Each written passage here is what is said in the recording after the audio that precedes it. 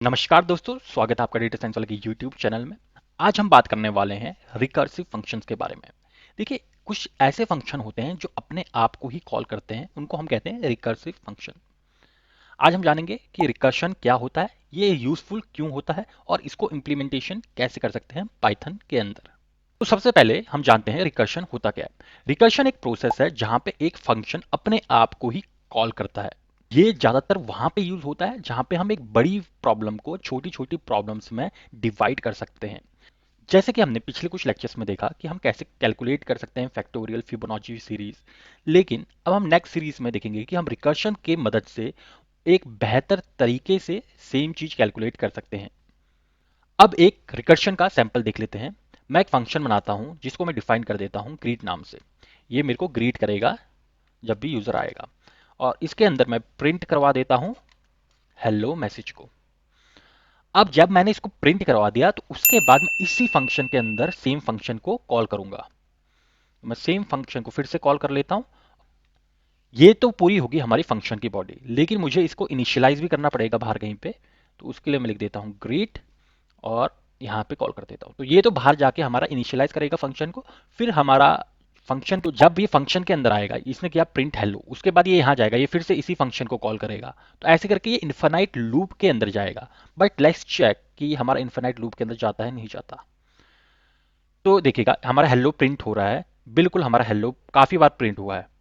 ठीक, ये देखिए मैं पूरा ऊपर तक कर रहा हूँ, काफी बार प्रिंट हुआ है। लेकिन एट लास्ट आपने देखा होगा कि यहाँ पे किसी तरीके का एरर आ गया है। ये जो लूप था जिसको मैं सोच रहा था कि इन्फिनाइट लूप हो सकता है, ये यहाँ पे ब्रेक हो जा रहा है। अब ऐसा क्यों हो रहा है? देखिए, यदि आप सबसे नीचे जाएंगे तो यहाँ पे दिखेगा recursion error, maximum recursion depth exceed. यानी कि ये इसका ये कहना है कि जब भी हम रिकर्शन लेते हैं तो हमने एक लिमिटेशन सेट कर रखी है, ताकि कभी भी हम जो इन्फिनाइट ग्लिच के अंदर ना फंस जाए कि हमारा जो प्रोग्राम है वो अपने आप को ही कॉल करता रह जाए। तो इस वजह से इसको प्रिवेंट करने के लिए हमने एक लिमिटेशन लगाई है कि जो ये इसकी डेप्थ होगी, ठीक है, जितनी बार ये लूप रन करेगा वो उसकी लिमिट कर रखी है कि 1000 कॉल्स ही कर सकता है वो, यानी कि 1000 बार ही ये लूप अपने आप में रन करेगा। तो ये इसका एक लिमिटेशन है। यदि मैं आपको इसके लिमिटेशन के बारे में यहाँ पे जानकारी दूँ, ये कहाँ पे हमारा स्टोर होता है कि अगर मुझे इसकी लिमिटेशन चेक करनी है तो मैंने जैसे इंपोर्ट कराया सिस्टम को, सिस्टम के अंदर हमारी लिमिटेशन लग रखी है जैसे मैं बता रहा हूँ आपको, और मैं यहाँ पे प्रिंट कराता हूँ सिस्टम मॉड्यूल के अंदर। मैं गेट गेट रिकर्शन लिमिट इसको कॉल करता हूँ। तो ये मेरे को बताएगा कि हमारा जो रिकर्शन लिमिट है वो कितना है।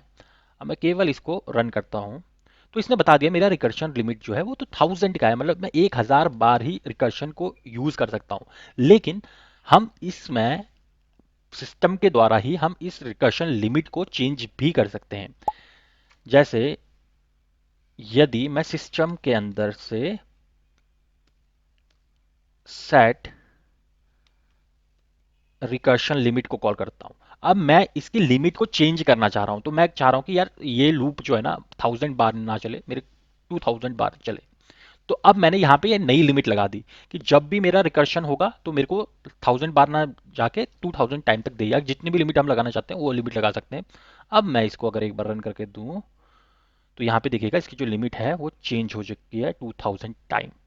काम करता हूँ इसकी ना काउंटिंग स्टार्ट कर देता हूँ। तो मैं कहूँगा कि एक मैं आई करके एक वेरिएबल ले लेता हूँ जिसकी मैं काउंटिंग स्टार्टिंग कर देता हूँ 0 से।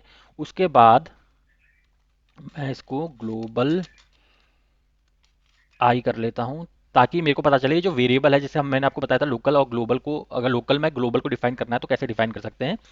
तो उसके लिए कीवर्ड होता है ग्लोबल। तो मैंने ग्लोबल आई को यहाँ पे डिफाइन कर दिया है, और उसके बाद मैं हर बार आई की वैल्यू को एक एक करके इंक्रीज कर रहा हूँ। आई की वैल्यू को एक एक करके इंक्रीज कर रहा हूँ। और उसके बाद क्योंकि मैं यहाँ पे आई की वैल्यू को इंक्रीज कर रहा हूँ तो मैं यहाँ आई की वैल्यू को प्रिंट भी करा देता हूँ, ताकि मुझे पता चले कि मेरा आई कितने बार आया है, यानी कि कितने बार। मेरे को यहाँ पे तो पता नहीं चल रहा ना कितने बार आया है। अब मैं इसको रन करा देता हूँ तो यहाँ पे देखेंगे ये 999 बार ही आया है। लेकिन अगर मैं यहाँ पे इन दोनों लाइनों को अनकमेंट कर दूं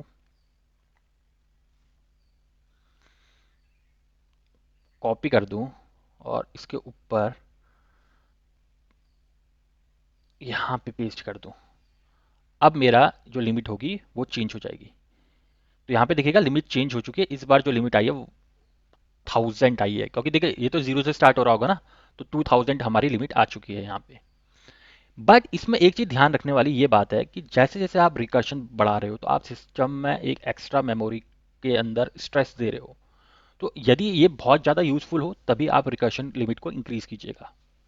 जैसे कि मैंने आपको बताया कि हम प्रैक्टिकली जो रिकर्शन का यूज़ करते हैं ये बेसिकली मैथमेटिकल प्रॉब्लम को सॉल्व करने के लिए करते हैं। जैसे मैं नेक्स्ट लेक्चर में आप बताऊंगा कि फैक्टोरियल और फिबोनाची सीरीज को हम रिकर्शन की मदद से कितनी इजीली हम सॉल्व कर सकते हैं। आशा करता हूँ आपको ये वीडियो पसंद आई होगी। यदि पसंद आई तो लाइक शेयर और सब्सक्राइब जरूर कीजिएगा। डेटा साइंस वाले को अपना कीमती समय देने के लिए बहुत बहुत धन्यवाद।